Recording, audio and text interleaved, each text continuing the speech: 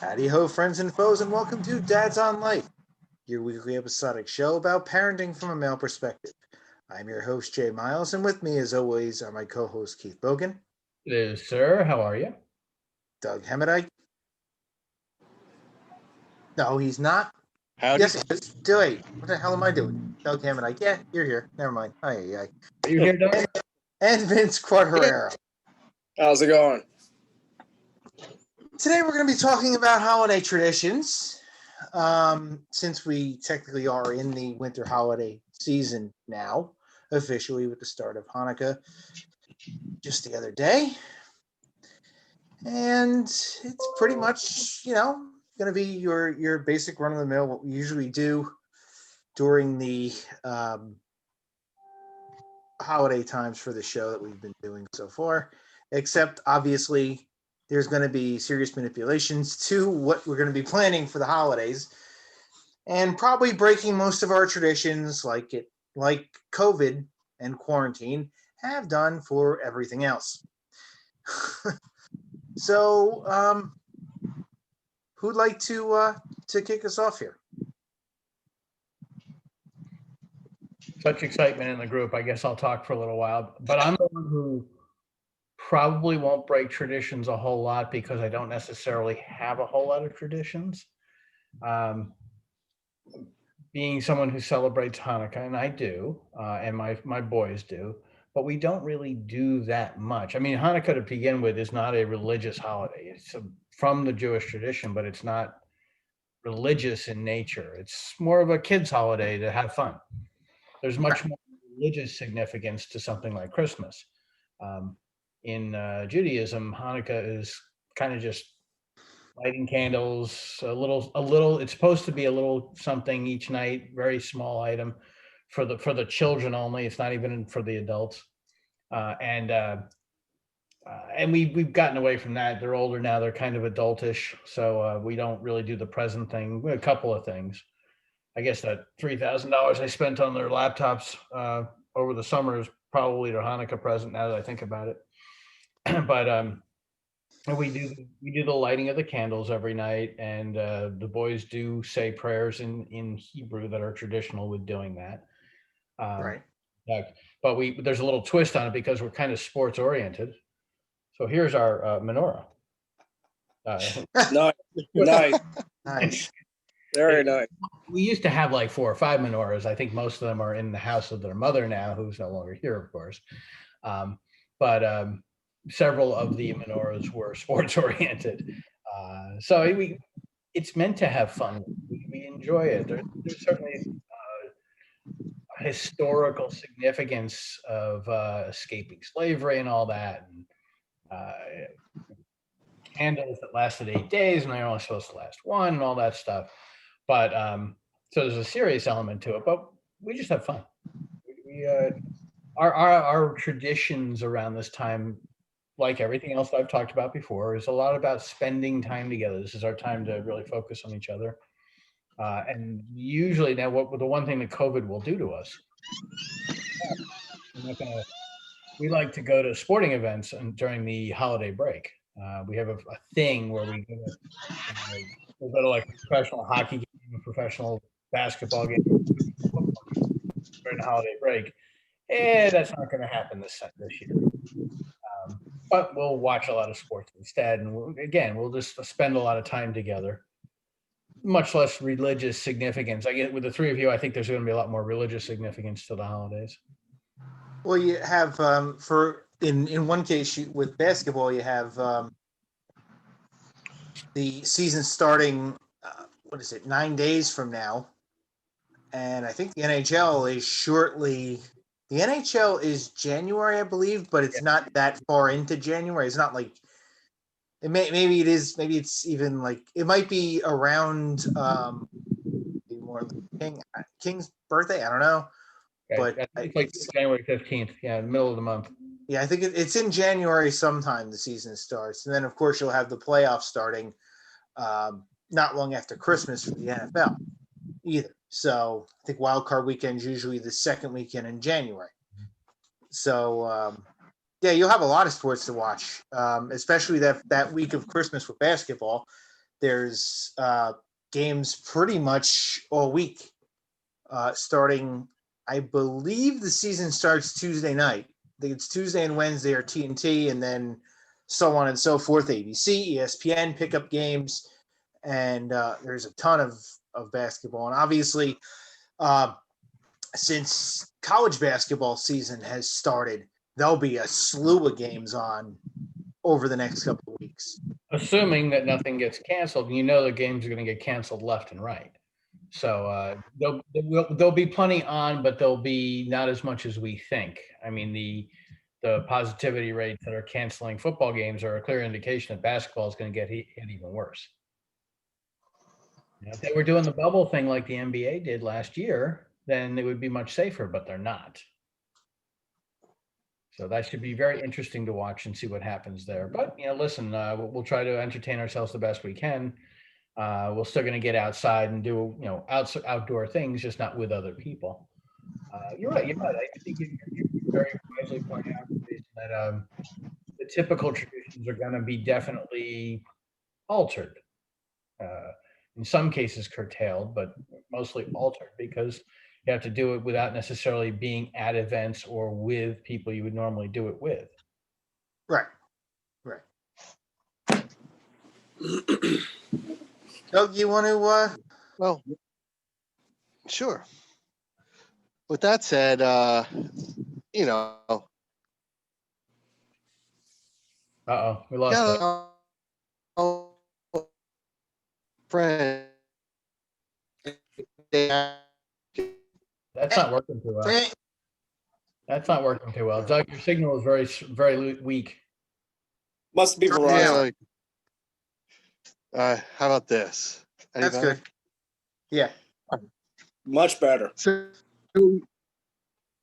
yeah, we usually go Black Friday and start decorating, but instead we went to go visit somebody. So that got me behind with the decorating. So here I am, still not done. So we'll see, if I could get it knocked off today. But regardless of that, like Keith and all was saying that, for us, it is a very religious holiday. We try to stick to that. And right now we're going through the 4 weeks of Advent, and the kids enjoy being able to light the candles for each day of Advent. Actually, now we have battery operated ones, so we just have to twist the bottoms instead of actually lighting the Advent wreath candles. And today, if you went to church, you could bring your little baby Jesus from your nativity scene, and the Bambinos were all blessed. So that's a added feature that the kids enjoy and all. And I forget which pope started that blessing the Bambino, but that was done today. At least in our area, it was. So that's cool. But like Jason was saying or alluded to with the changes to Christmas, we've always traditionally done Thanksgiving and Christmas Eve, which we'll be offering. That we'll still have dinner and all. My brother says that he's going to come up with his family, so that'll be nice and all. And we already told you about my parents and out there volunteering for Thanksgiving, and they were around COVID positive people, so they weren't able to come up for Thanksgiving. So hopefully we'll see what happens for Christmas Eve. But the house is all decorated, and we have the elf still, and the elf is continually showing up and causing more mischief because he toilet papered our Christmas tree and living room, last night. So that was not fun. But more traditions. Yeah. For us, I know. I'll get into what we've been discussing in a few minutes. But yeah, it's already altered. I'll just leave it at that for the time being, and then get back to it. Vince, what do you usually do? Yeah, well, before I get into there, I got a what do you call it? A viewer subscriber complaint. My wife is very upset that we're not on Facebook Live, so you can put that in the suggestion box for later. Blame him. Blame Keith. Yeah, yeah. Anyway, as far as traditions, traditions, decorating, definitely lights and all that. Very much more focused on the actual faithful part of it, the actual meanings of the holiday. All right, so the nativity and Christ, his birth, but also we look forward to the second coming of Christ, and that's the anticipation and also the joy, peace, faith, and hope. All things that everybody could always use, especially this time with hope and peace. It's hard to find that. So yeah, we have you can't see it, but we have the Advent wreath. I always set up a nativity scene, and each year it grows more and more. So R2D2 sometimes shows up at the nativity, and we've had stormtroopers as wise men and stuff like that. So it's a mixed mash. So that's definitely part of our tradition as well. And even though I always end up usually coming down with some type of like a sinus cold, we always get a live Christmas tree. That's what we got today. And I'm probably going to have to cut the ceiling tiles or trim the tree, but it's that's part of our traditions. We always get a live Christmas tree. So, and then also too, is family. So this year, we're not going to probably go visit my in-laws and my grandparents and stuff like that. But well, we're still going to have a Christmas morning breakfast and a Christmas Eve dinner with whoever can show up or decides to show up and so forth. And Christmas Eve, we tend to exchange gifts between the family members. And then Christmas morning, we see what Santa Claus dropped everybody. And also and then too with Santa Claus is teaching that he comes from Saint Nicholas, a bishop. And my son loved learning about Saint Nicholas because he was one of the first bishops that he learned about that actually punched out somebody else because of the hypocrisy and everything that guy was trying to teach. So my son sometimes will be like, instead of getting coal, he might come down and clock you.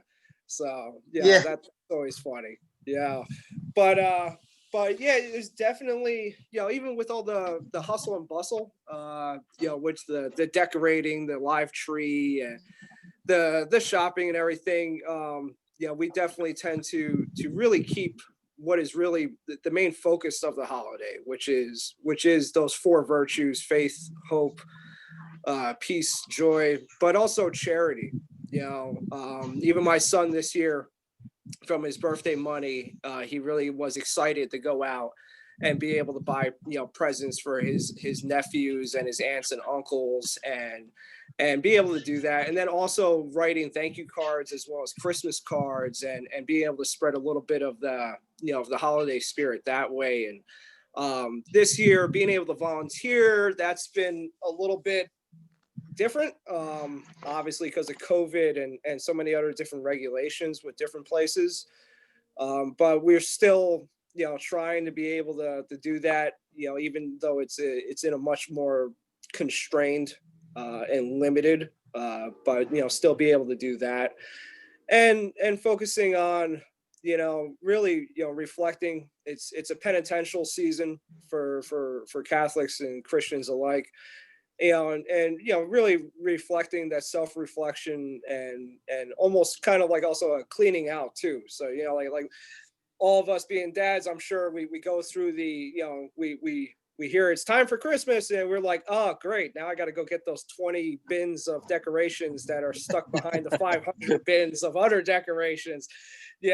But as we go through that, we also end up cleaning out some of the closet as well as some newer stuff and everything, and so there's a lot of focus too on doing that to our actual selves, and what are we cleaning out of our minds and our souls, and what are we putting back in its place, because when you take something out, something's got to take its place.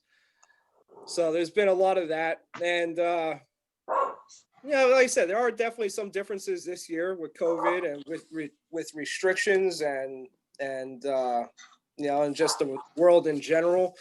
But not so much. I think it's more different in the sense of there's not as many different decorations and there's not as many different. I think the true heart of it is alive and really strong, if not stronger, because of the current circumstances.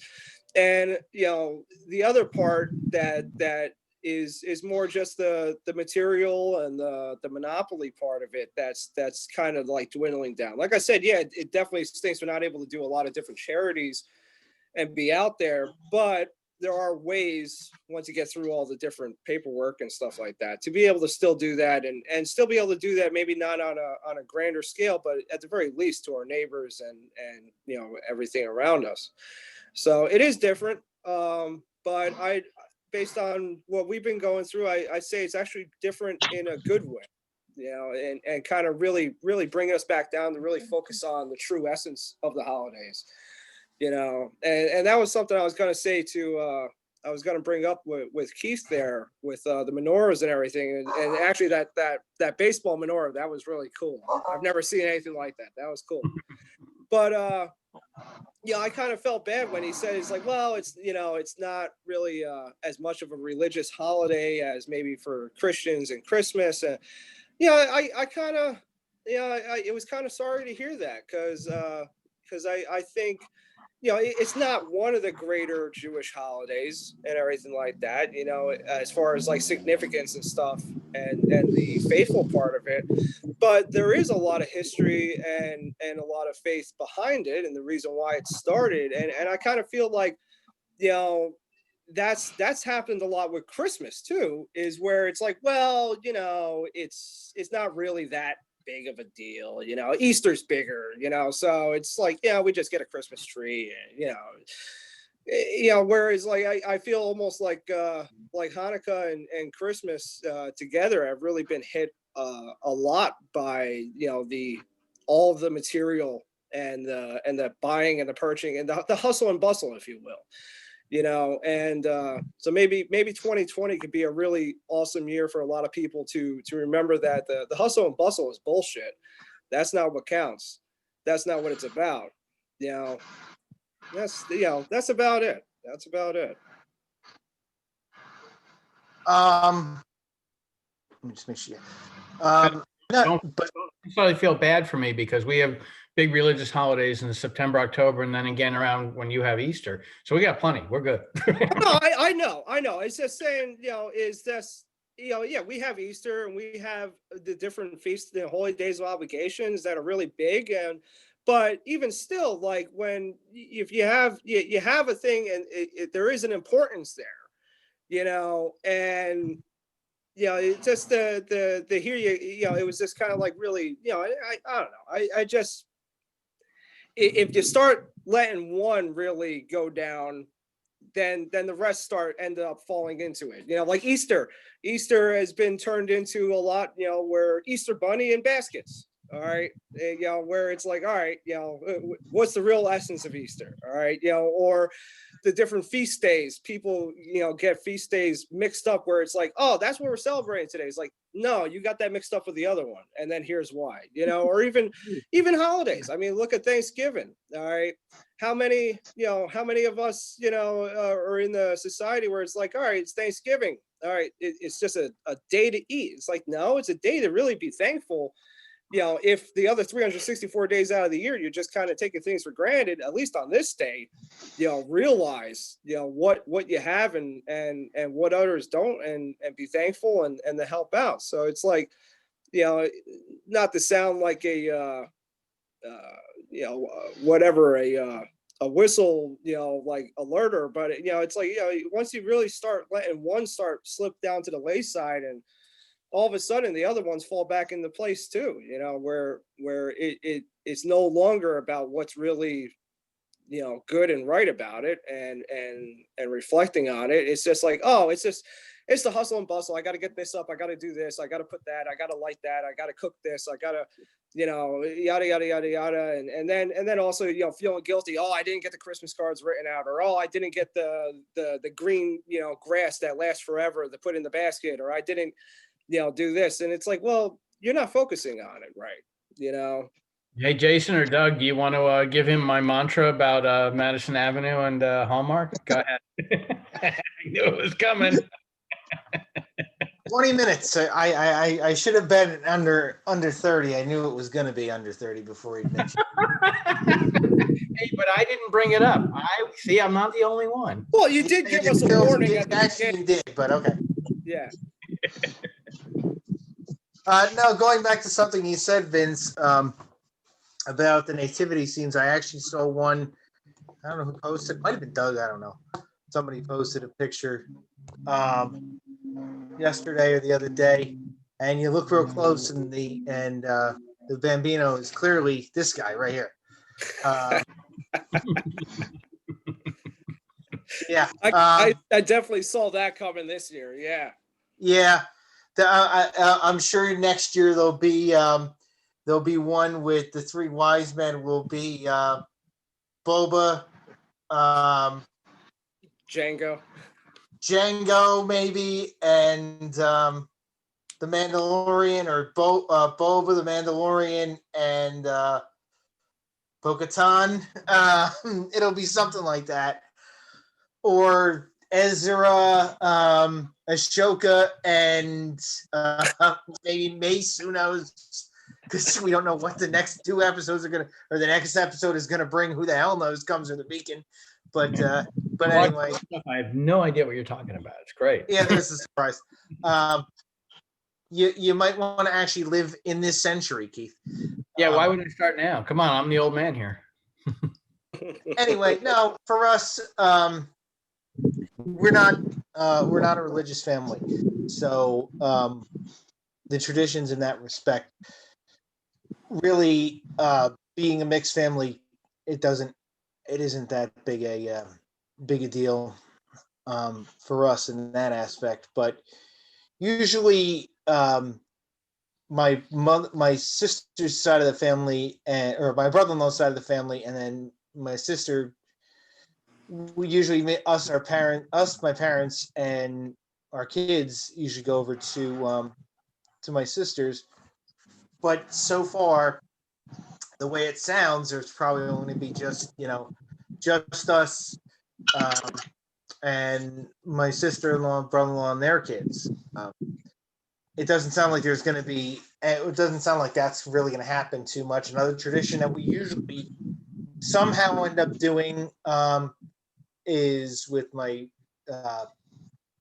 kids being half Jewish, my wife being Jewish. Usually, we end up going to a Chinese buffet or ordering from a Chinese restaurant. But I obviously, there's no way you could pay me enough to go anywhere near one of those places this year. I don't even think any of them are open anyway. First off, number one, and number two, it's not going to happen. So I'm going to change things up this year, and I already pretty much have in my mind what I'm going to do. Actually, I've got to make a phone call sometime in the next couple of days, or at least go to Whole Foods to figure out to get the pork belly that I need to do it. I'm going to try to figure out a way to do change the traditions. One of the things that I am pretty much always asked to make, though not sure if I will be this year, is crawfish pie. I've got to see. I've got to see if I actually get a chance to make that this year. If not, I'll put it off maybe till New Year's and make it for that. We'll see. But I'll make something. But no, I'm going to kind of try to go for making porchetta and a few other things this year, just for it'll pretty much just be on Christmas Day. My in-laws and us. I'm not sure where my parents will be. My parents could either be in Pennsylvania or they may be home. Of course, yeah. Usually they end up going. Well, it depends on actually what day it falls on. If it's the middle of the week, they don't really go anywhere. If it's a Wednesday, they'll go up to Pennsylvania usually right after that, right after Christmas or the next day. If it's like a Monday, they don't really go. This year is probably going to be different. But then again, that will also that's going to be probably up in the air until the day of because um, they go up to Lake Ariel and everything in Pennsylvania is shut down or shutting down. So there's no sense in pretty much going up there at this point. So I don't know exactly what they're going to do for us. I mean, we'll just kind of, you know, appreciate that we have 3 days off. Another 3-day weekend, which pretty much I think every holiday we've had will have been either a 3 or 4-day weekend this year, including the summer holidays. So we'll try to. We're gonna wing it pretty much like we wing Thanksgiving, but at least right now, the 2 COVID cases we had with my in-laws are getting back into a sense of normalcy. My father-in-law is already doing fine. My mother-in-law, we saw her yesterday, is doing much better. She did test negative, so she's doing better. But she's still feeling the effects of it. Which I mean, I think I would say probably by Christmas she'll finally have fully shaken it completely. If not, then there's got to be other things that you're gonna have to do. But yeah, I knew I could have told you in April that we were gonna be still in this pretty deep now. I don't know what the logic was or what the logic has been that this was going to end anytime soon. I actually fully believed that it would be a year before they even got this remotely under control, and we're trending towards that now as we go into month 9, almost 10, heading into almost 10 now, where we started being locked down in New Jersey. Pretty much here when we started this close-in was right before St. Patrick's Day, 9 months ago. So 7 months ago, 8 months ago. But yeah, it's going to be a year pretty much probably before we start seeing any headway made with anything. So I'm going to go, I don't think it's very far of a limb of saying that you're going to be looking at alterations to your Easter plans as well. I don't think that's a far-fetched assumption. So unfortunately, that's just the case that we're in right now. Once the vaccines start rolling out in greater capacity, you'll start seeing changes.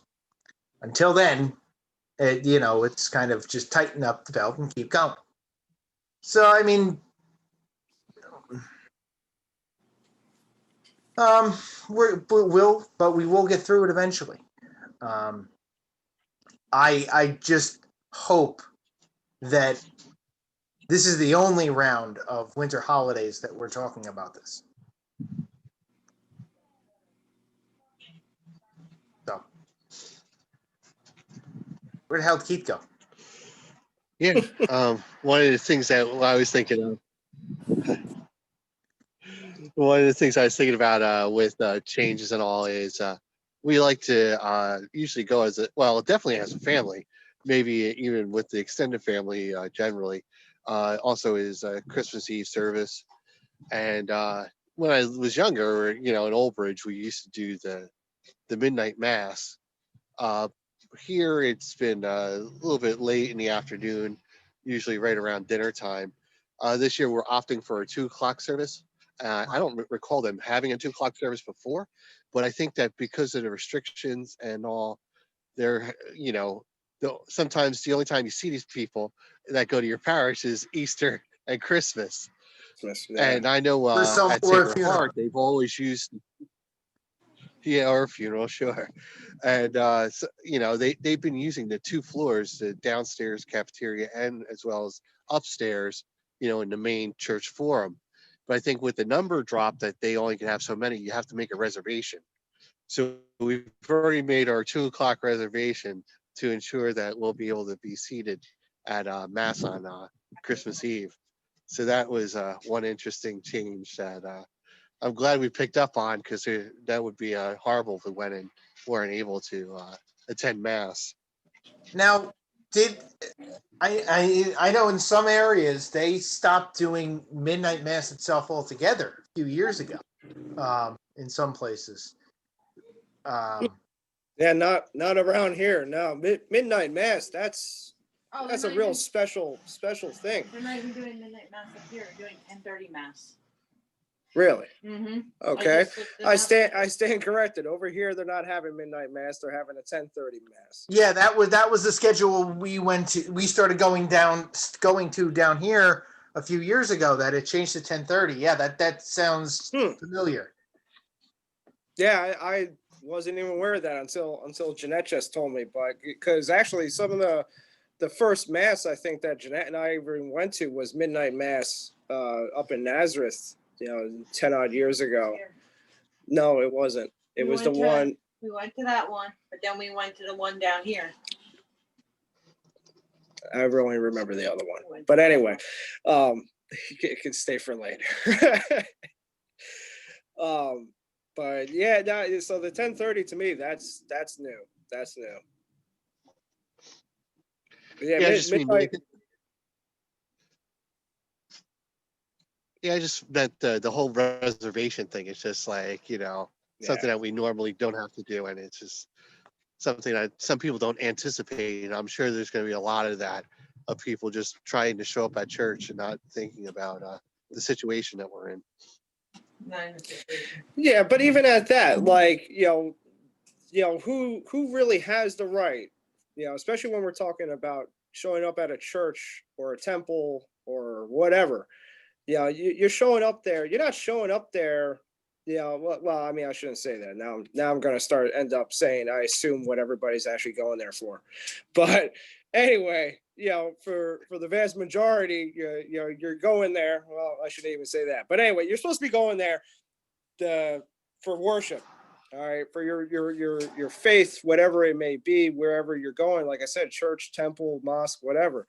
I mean, really, and a lot of these churches can hold several hundred people.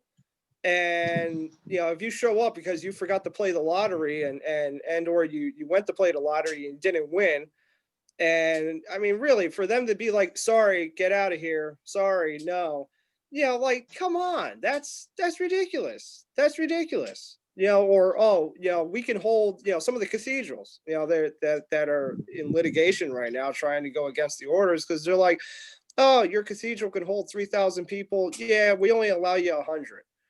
Like, how does that work out? All right, I'm pretty sure with the 6 feet and all that stuff that you could hold more than a few hundred in a 3,000 plus head cathedral. Like, so no, I don't agree at all with this whole call ahead, make a reservation, and if you don't and then you come to the door, we're just gonna shy you away. I mean, really, like, especially right now at Christmas, like, the reason why the nativity was in a cave is because the innkeeper is like, sorry, buddy, COVID regulations, governor said 50 plus, got to make a reservation, can't take you. I mean, really, out of all the holidays right now, come on. We're all going to be experiencing that, I'm sure, in one way or another. And that's, to me, that's really unfortunate. That's really unfortunate. But also, to certain people, maybe they do need to have that swift kick in the ass of, like, oh, hey, you need to actually take better control of what you're doing. Yeah, that's a good point, Vince. It's a touchy situation because you've got, how am I going to say it? Oh, screw it. I'm just going to say it. You have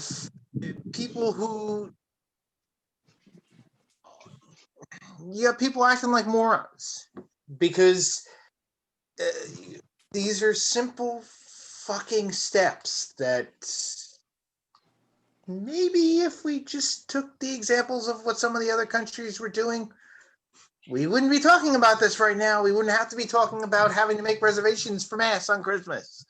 If we maybe would have done things a little differently and not put it into the hands of the governors, who then turn around and put it in the hands of the heads of the school districts, the superintendents, the school districts, and then you have the teachers associations who put their 2 cents in, and you have 5 different opinions, and nothing gets done. Nothing gets accomplished, and we all sit there and stare at the wall. But anyway, I mean, I digress. But no, that's a very touchy situation. I can understand both sides of the argument of if you literally decide last minute you're going, I'm kind of on the fence of that. For me, I personally would have just thought,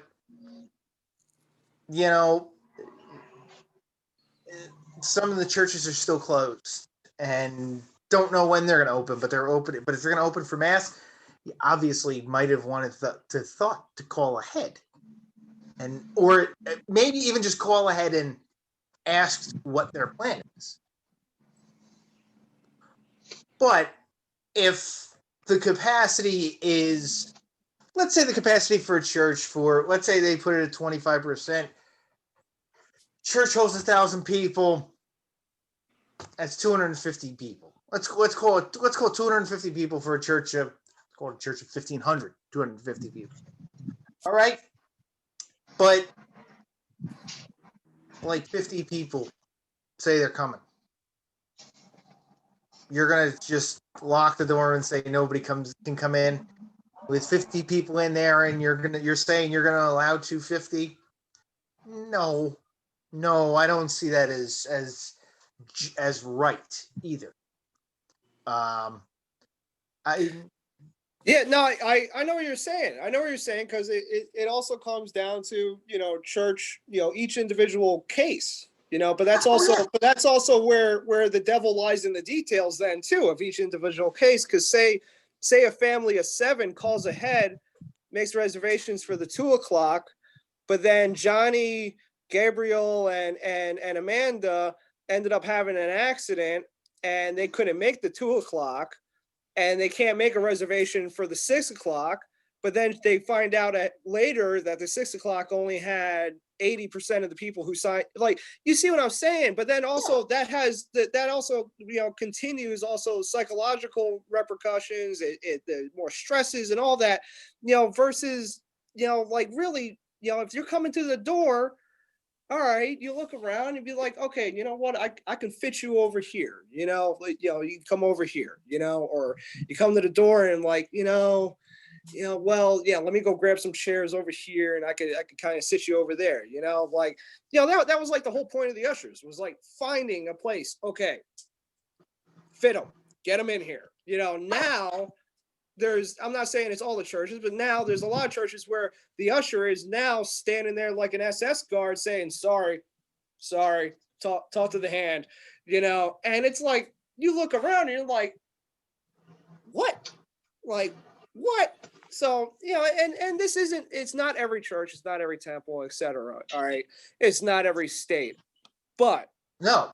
It is frequent enough, and it is, to me, adding just more fuel to the fire of this giant, poop bag on fire of 2020, So, and it's something, especially like I said, like this time of the year, like, I especially those places that have had more of the talk to the hand mindset the last several months.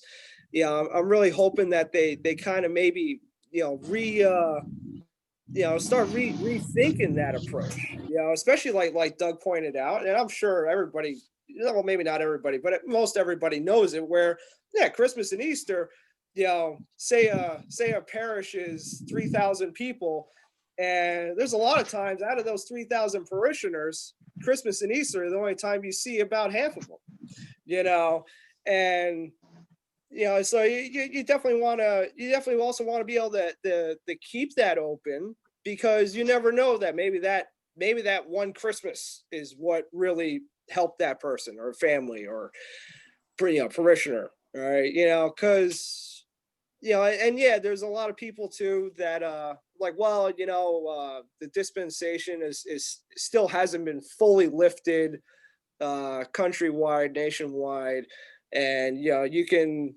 still do a spiritual communion via online and yada yada yada. That could be a whole nother 3 topics for a week.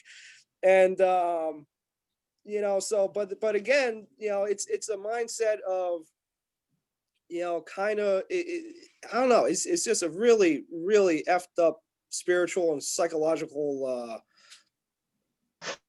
bomb, so to speak. It's the Moab of experiences for 2020.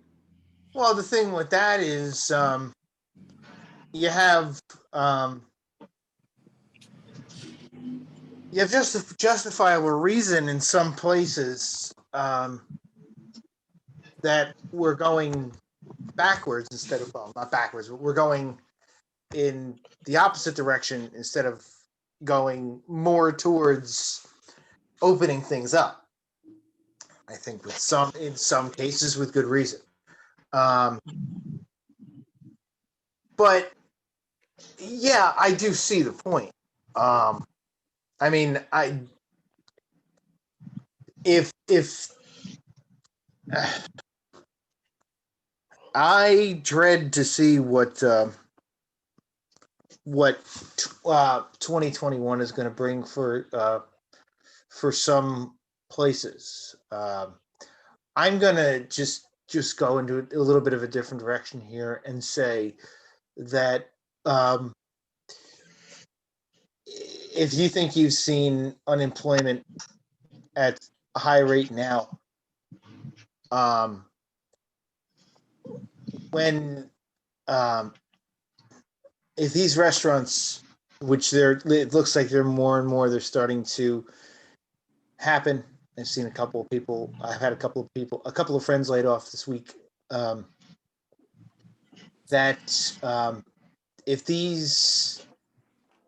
If the restaurants and some of these other places do shut down again, it's going to be permanent, and there's not going to be a reopening for some of them. Mm-hmm. It's not just the restaurants. Not to cut you off, but it's all the places then that the restaurants keep in business by that supply and demand. And then the unemployment is going to go up. All right, real estate is going to go down. I mean, there's so many repercussions. Even over here with they just pushed it for another 3 weeks. And the spider web of what 3 weeks for a diner really, just one diner effects is pretty enormous. And then when you multiply that by thousands, it's really enormous. You see the repercussions of one little diner closing down and how much that diner actually affects the supply and demand in other people's jobs. It starts exponentially tacking up real quick. Right. This is like I said, 2021 is going to be a fucking disaster when it comes to the economy and things like that. These businesses, they're not open. They're not coming back. There's been a bunch of restaurants in some of the major cities, some of the bigger cities in New Jersey, that they're shutting down. And I know there was a bunch in New York the first time around when that said they're not closed, they're not coming back. I know David Chang pretty much shut down all of his Momofuku restaurants, all of them, countrywide. But I mean, your major company, your major corporations will survive. Obviously, they'd survive the nuclear winter, if you asked me. There'd be cockroaches, Keith Richards, and McDonald's left. If the world ended tomorrow. But no, this is you're just seeing the tip of the iceberg when it comes to shutdown and issues, and that is going to have somewhat of an effect on then have the effect that it's going to have on things like concert venues. That's going to start happening probably by next spring. That'll start happening. You'll start seeing them go out. That's already happened around here. Arts Quest, Banana Factory are hurting so much that they're not even looking to be able to keep going much longer. Then honestly, it's going to get into. It will start getting into your religious places. You're going to start seeing them shut down because they're not going to be able to support themselves. They're not going to be able to find. Some of them are not going to be able to find the funds to keep things going. So the problems are just beginning.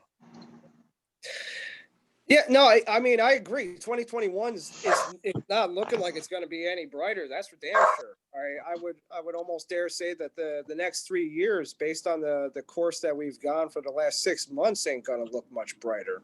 All right, but as far as like talking about the different concert venues and religious and other things closing down, that's already happening, and it's already happening on a pretty darn significant scale. So like we do another 3 weeks, we do dare say another 2-3 months. All right, there's going to be more catastrophic than it already is. All right, Mhm. but it's already there between schools and churches, between different smaller venues, different what do you call it, vacation resorts and honeymoon type places and everything that are just they really aren't going to be coming back. They really aren't, and even different lower, I say lower class universities. In other words, those that aren't pumping millions back into the political machine are probably going to start really going downhill themselves, because let's face it, right now with all the restrictions, they're not going to be making much on student housing and being on campus because it's going Zoom. If everything continues to go Zoom, I'm sure parents are going to be like, why am I paying you $30,000 when my son is still living at home taking lessons online? So there's a lot of other things where people are going to start raising questions of like, how do we justify charging the same when the person's ended up doing more of the work or something, but also with all this shutting down and everything, we're talking about the business and the economic and everything like that, but the individual and the family, and that's why I brought up the spider web type thing. Is like, you look at one diner and you really you get a dry erase board and put it up there, and you see just how far that one diner goes, and you start talking about thousands. Like, it's freaking ridiculous. It's very, very dark. What about holiday movies?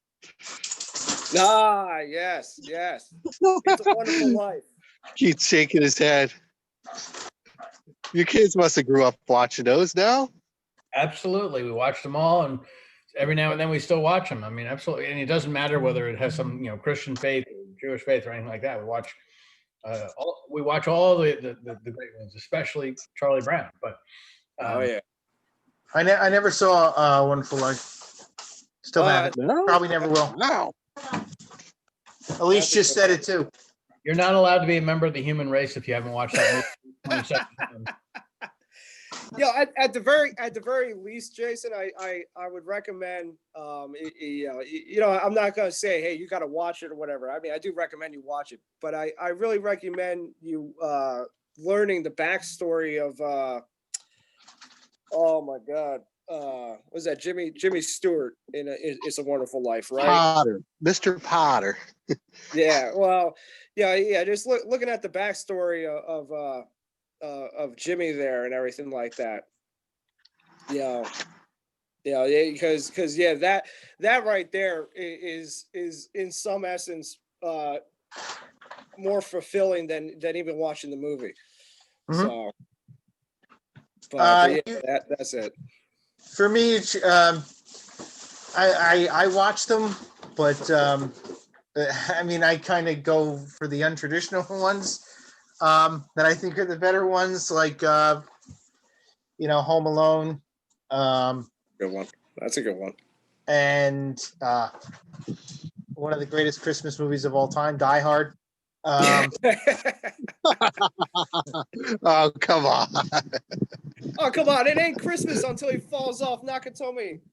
Jumps off the top of the exploding Nakatomi Towers, which actually has been made into I think an ornament or at least like a stand this year, or it's a Lego set, something like that. I saw something the other day that they're doing. That's another one. There's a couple of them that I do watch, but my wife, I think she's probably watched about 15 or 20. I'm working from I know, I'm just asking. I'm not saying anything. 15 or 20 probably of the homework. Hallmark cheesy romantic comedy bullshit. Yeah. Which actually it was summed up pretty well by a comedic group. They do like comedic songs.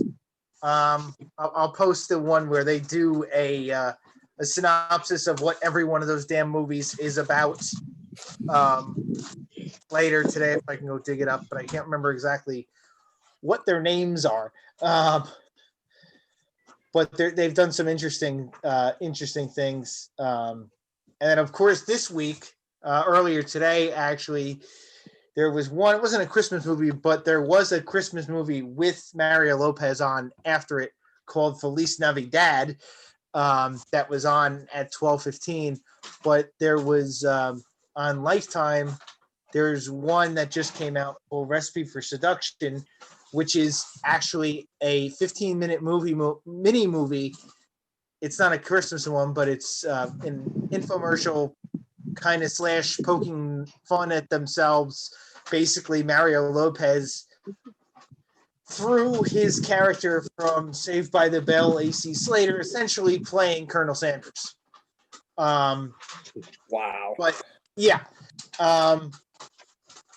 But there's a couple of them that I'll watch. Like I said, I mean, of course, I think if you don't watch at least part of A Christmas Story during Christmas, you don't.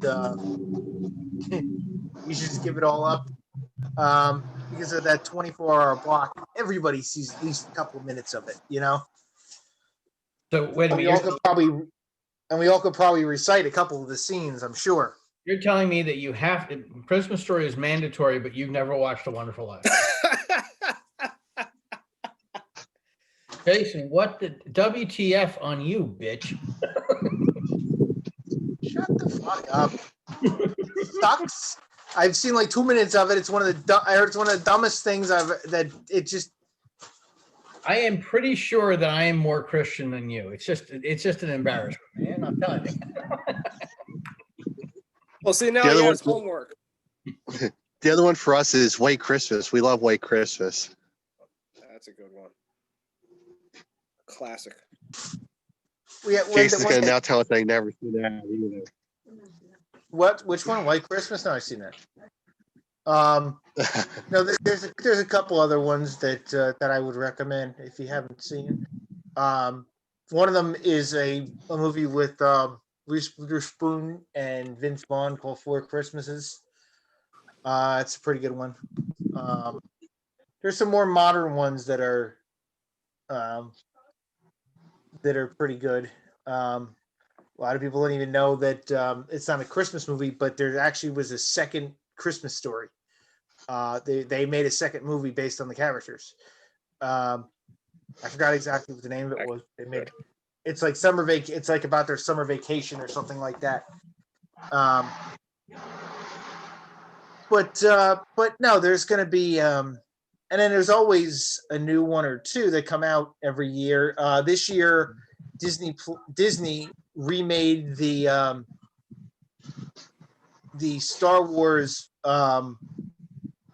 Christmas with Legos. That came out earlier a couple weeks ago. But yeah, I mean, I was gonna say for us, It's a Wonderful Life every year. The only Christmas Carol that I really love, which is Alistair Sim. Yeah, and we'll watch maybe a couple of other remakes like the Muppets Christmas Carol. We'll watch that. Charlie Brown and also Garfield's Christmas. Those oh cartoons. God, Garfield, yes, that's a good one. Oh yeah, Garfield. I actually personally I love Garfield more than Charlie Brown's, but Charlie Brown's is an icon as well as a great story. The other one is the original. What is that?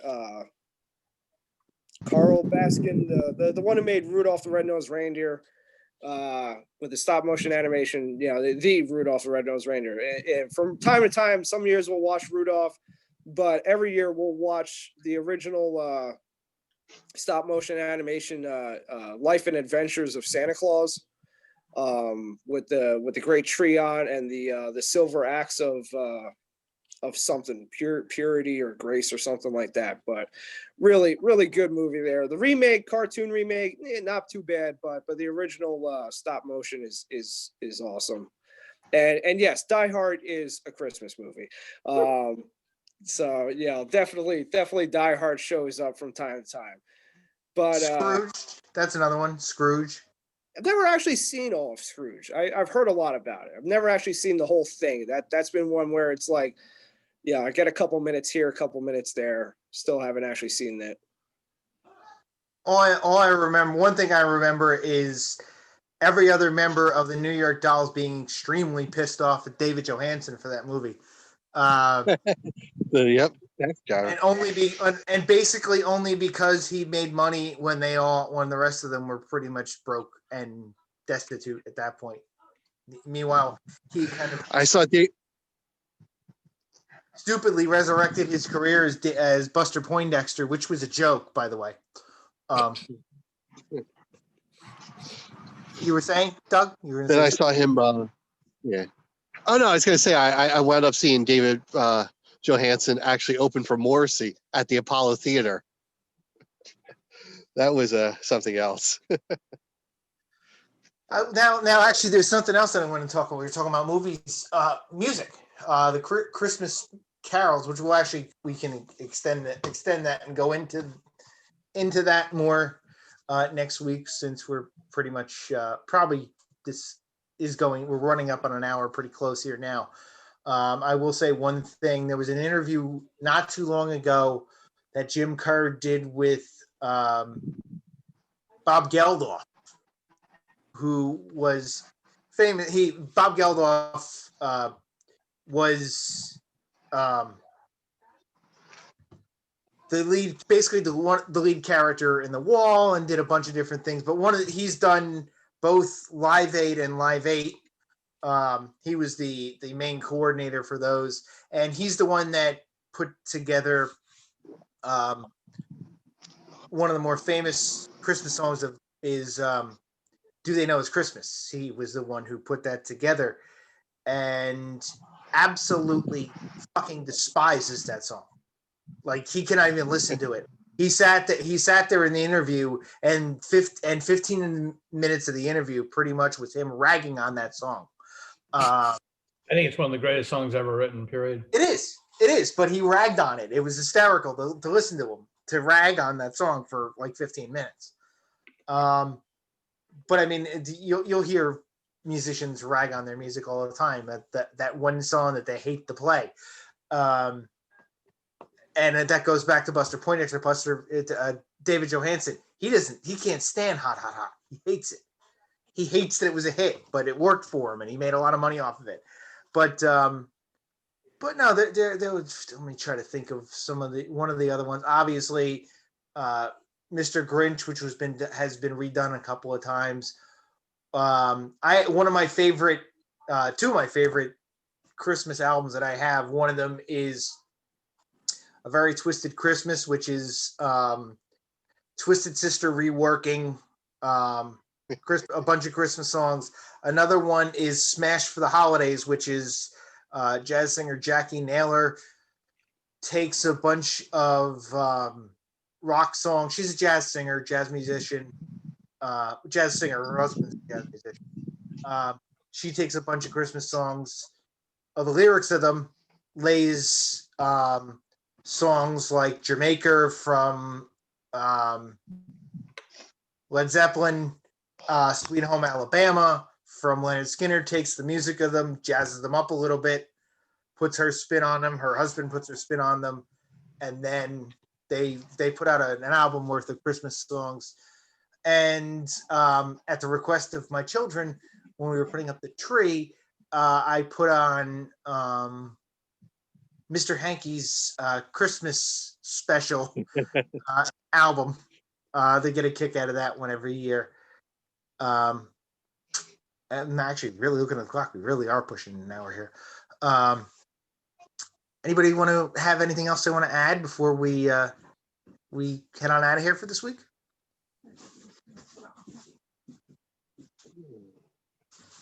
Don't everybody rush to answer at once. Say for next week, music. Is that the general consensus then? That's it. I do want to mention one thing, and it's kind of, I know we really don't have a big listenership, but kind of, I told you guys earlier this week, I feel bad not mentioning them or mentioning it.